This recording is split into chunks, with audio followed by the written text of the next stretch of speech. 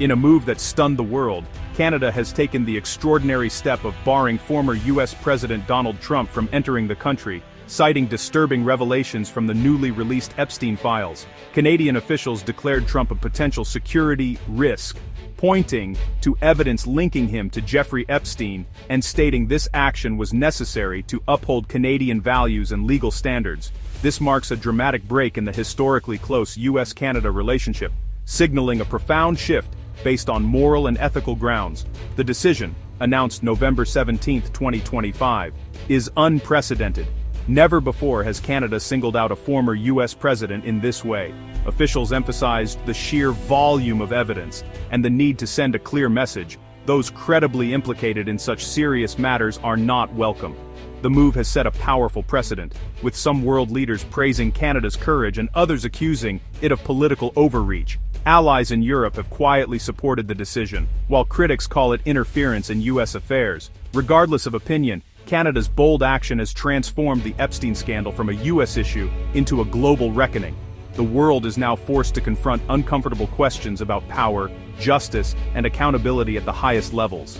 Canada's action followed a landmark event in Washington. The U.S. House of Representatives passed the Epstein Files Transparency Act, compelling the DOJ to release all unclassified Epstein investigation records. This wasn't party-driven. It was forced by a rare discharge petition, uniting Republicans and Democrats in a demand for full disclosure. Spearheaded by Thomas Massie and Ro Khanna, the petition gathered the necessary signatures, showing the quest for justice transcends party lines.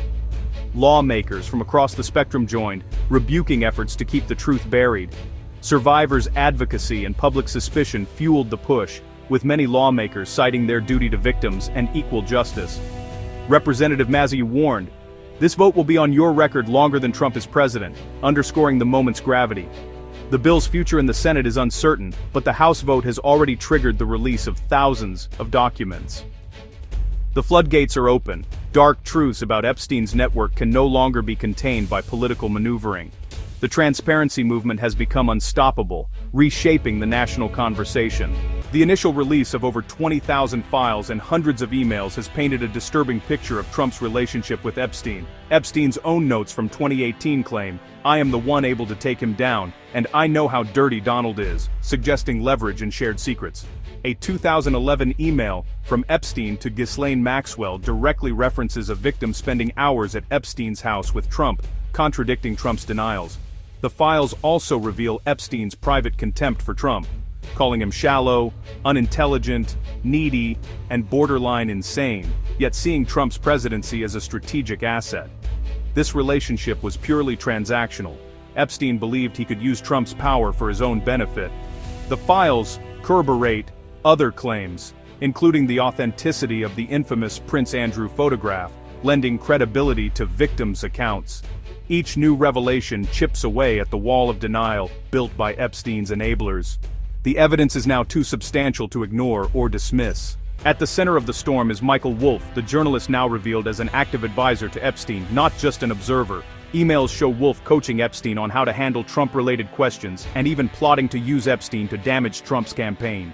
Wolff's actions blur the line between journalism and political manipulation, raising serious ethical questions. When confronted, Wolff released a defiant video, insisting Trump and Epstein had a close relationship, and that the investigation's real target was Trump.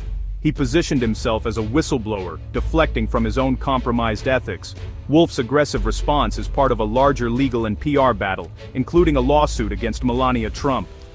His tactics have made him a lightning rod, raising doubts about his motives and the integrity of his reporting. Wolff's involvement has become a flashpoint in the broader fight for truth and accountability. The White House's response has been swift and dismissive, labeling the revelations a partisan hoax and refusing to address the damning details. President Trump has maintained public silence, using social media to echo the witch hunt narrative and avoiding press questions about the evidence. This strategy aims to rally his base and cast doubt on the credibility of the sources, sidestepping accountability. The administration's attacks on Michael Wolff have been personal, seeking to discredit him rather than engage with the substance of the emails. Meanwhile, a bipartisan coalition in Congress continues to push for more transparency, undeterred by the White House's denials. The legislative branch's determination stands in stark contrast to the executive's wall of denial. This split has created a dramatic political showdown over truth and accountability. The battle is now about whether institutions can hold the powerful to account, even when the highest office resists. Amid the political drama, the most vital voices are Epstein's survivors who see the file releases as a long overdue step toward justice. Accusers like Annie Farmer, Liz Stein, and Haley Robson demand full transparency, insisting survivors deserve more than a trickle of information. They estimate over 1,000 victims, many still waiting for their stories to be acknowledged and for all enablers to be held accountable.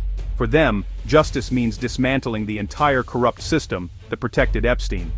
The release of corroborating documents, like the Prince Andrew photo, provides vindication, but also highlights years of disbelief and silence.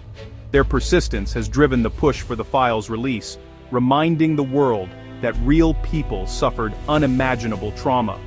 The survivors' call is for a fundamental shift, valuing victims' testimony over the reputations of the powerful. Their voices remain the moral compass, demanding justice and accountability above all else. Michael Wolff's advisory role to Epstein has ignited a fierce debate about journalistic ethics, with experts condemning his actions as a fatal compromise of integrity. By advising Epstein, Wolff crossed a line, moving from reporter to consultant and tainting his objectivity. His defense, that building a close relationship was necessary to understand Trump, has been widely rejected by peers. The files also implicate other journalists, exposing a troubling pattern of cozy relationships with powerful figures. These revelations force a reckoning within the media about the dangers of access journalism and complicity. For Trump, the mounting evidence and international condemnation threaten his legacy and political future. For victims, the files offer hope for long-denied justice. The path forward demands transparency, ethical journalism, and a promise to center survivors' voices in the story.